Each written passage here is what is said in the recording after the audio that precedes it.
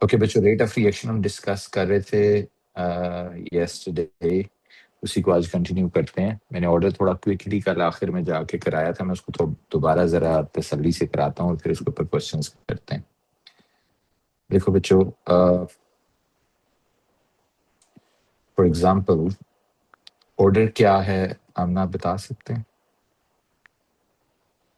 कोई भी ऑर्डर क्या होता है? What is the order of a reactant?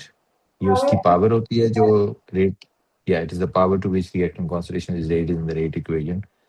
यानी बेसिकली ये उसकी उसकी पोटेंशियल, उसकी एबिलिटी को बताता है कि वो रेट को कितना इम्पैक्ट कर सकता है। यानी अगर टेक्स्ट बुक डेफिनेशन तो ये है ना कि the power to which reactant concentration is raised in the rate equation.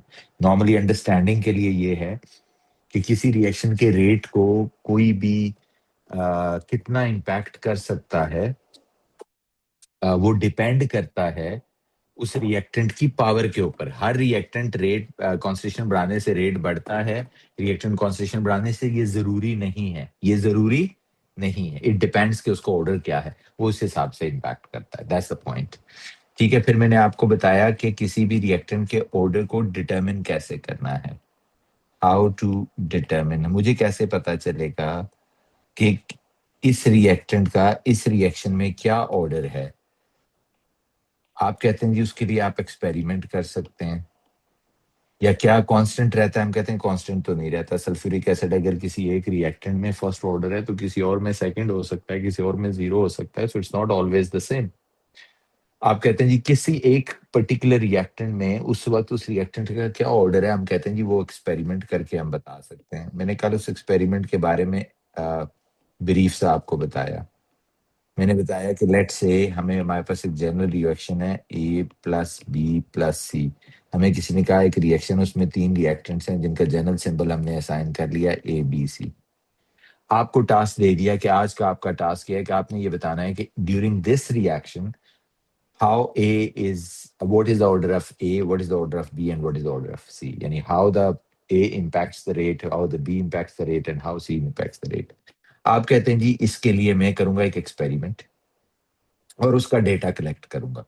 यहाँ आप करते हैं एक्सपेरिमेंट और यहाँ करते हैं उसका डेटा कलेक्ट। डेटा में आप ये करते हैं, आप कहते हैं कि यहाँ मेरे पास एक्सपेरिमेंट नंबर है।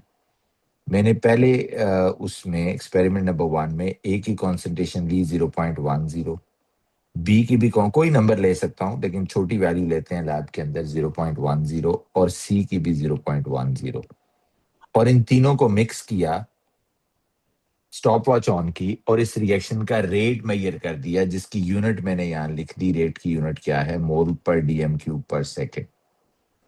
तो जब मैंने इन तीनों को मिक्स किया इन इक्वल अमाउंट्स तो रेट आया 0.80 मोल पर डीएम क्यूब पर सेकेंड। अब मुझे कहा गया कि ए का ऑर्डर डिटरमिन करना है, तो मैंने सोचा एक्सपेरिमेंट नंबर 2 करता हूं जिसमें सिर्फ ए की कॉन्सेंट्रेशन को चेंज करता हूं, कीपिंग अदर्स कांस्टेंट, ताकि जो भी रेट में इंपैक्ट आना है वो एक ही वजह से ही आए। और वो इंपैक्ट आया और वो आ गया 1.60।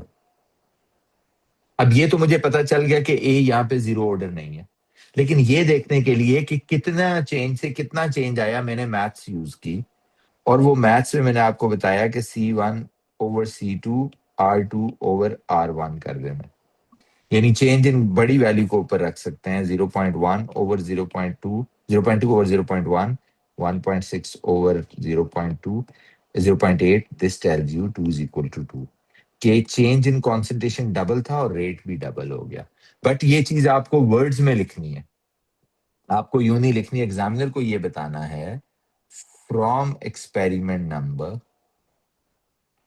1 and 2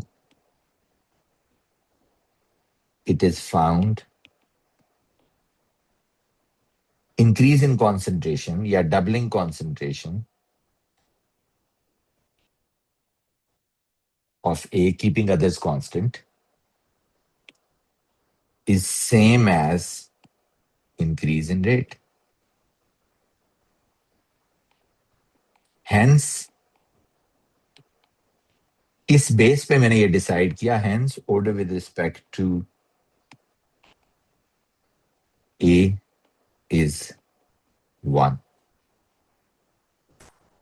Order with respect to A is 1. Okay. Next.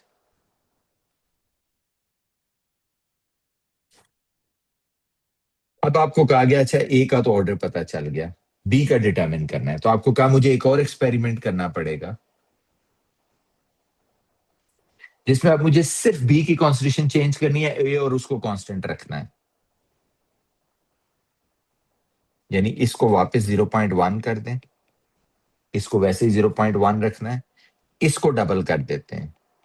अब आप देखें मैंने किसको चेंज किया, सिर्फ बी को चेंज किया, ए को वापस और सी को 0.1 कर दिया। तो अगर बी चेंज ना हो, सिर्फ ए को देखें और सी को देखें, तो ऑर्डर रेट 0.8 आना चाहिए, लेकिन रेट आ गया अब की बार 3.2।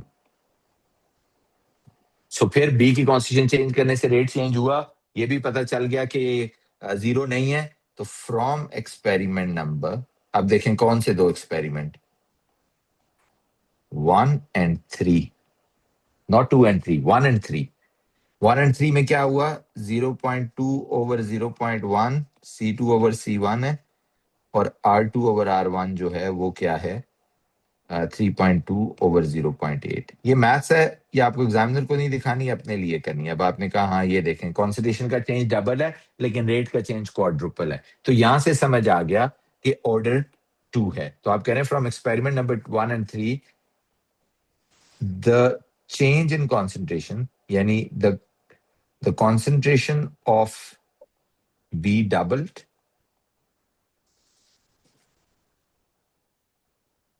keeping other constant, but rate quadrupled.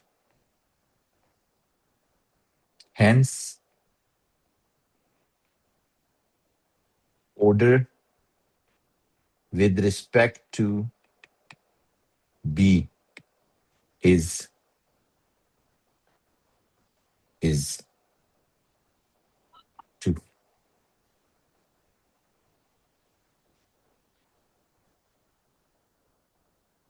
अब आ जाए तीसरा, आपको कहा गया नहीं साथ ये भी बताएं कि उसमें क्या चेंज होगा। आपने कहा जी कि अगर आप सी को देखना चाहते हैं तो एक और एक्सपेरिमेंट कंडक्ट करना होगा।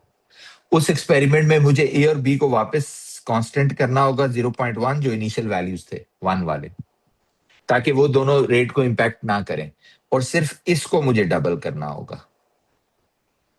और आपको पता है इसको डबल करने से फिर रेट क्या आया, देखो क्या हुआ बच्चों।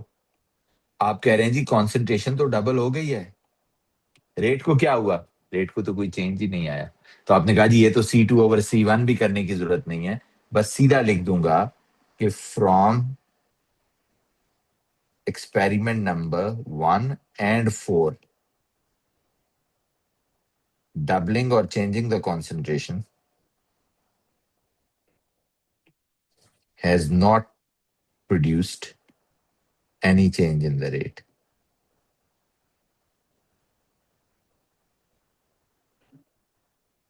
ये ख्याल रखना है कि बाकी दोनों कांस्टेंट रहने चाहिए उन दो एक्सपेरिमेंट में। So zero order with respect to सी,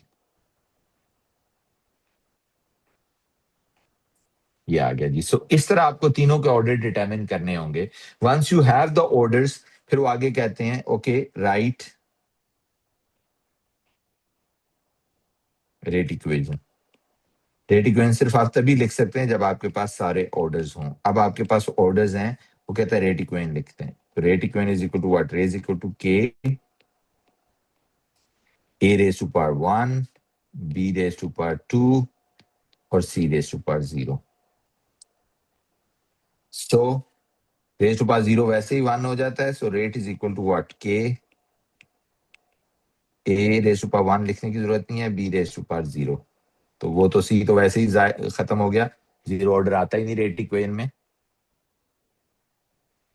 इसी में वो कहता है बच्चों के डिटरमिन, अब अगर आपके पास वैल्यू है